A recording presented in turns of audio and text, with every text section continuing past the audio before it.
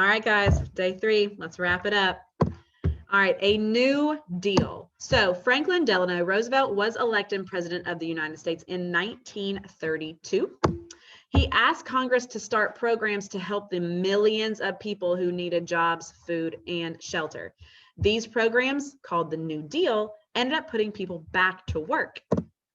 In Alabama, the Civilian Conservation Corps, or CCC, hired young men to build and improve Alabama state parks. They planted trees, they built picnic areas, they built rock walls, hiking trails, just anything they could do to improve Alabama state parks.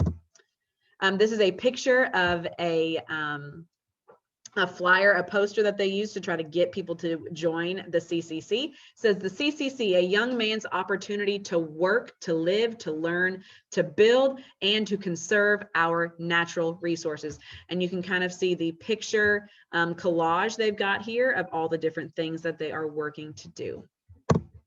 The Works Progress Administration, or the WPA, employees built many public buildings, bridges, and schools in Alabama, so that's never a bad thing. Others were hired to sew, write books, produce plays, and paint murals on public buildings. The Tennessee Valley Authority, or TVA, was formed to build dams, and that helped control flooding and also helped generate electric power. So it was like 2 birds with 1 stone.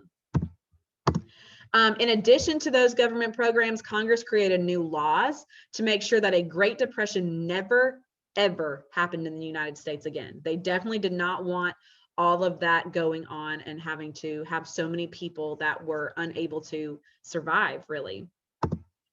These laws included things like the Homeowners Refinancing Act, which provided a way for Alabamians to keep their homes. Social Security Act, which provided old age pension for retired workers. Agricultural Adjustment Act, which helped farmers because it raised prices on farm products, and then farmers were paid to plant fewer crops and raise fewer cattle and hogs.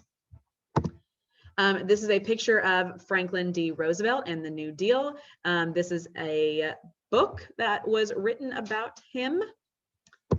By the late 1930s, New Deal programs were helping to pull America and its citizens out of the Depression. So the New Deal was a great thing.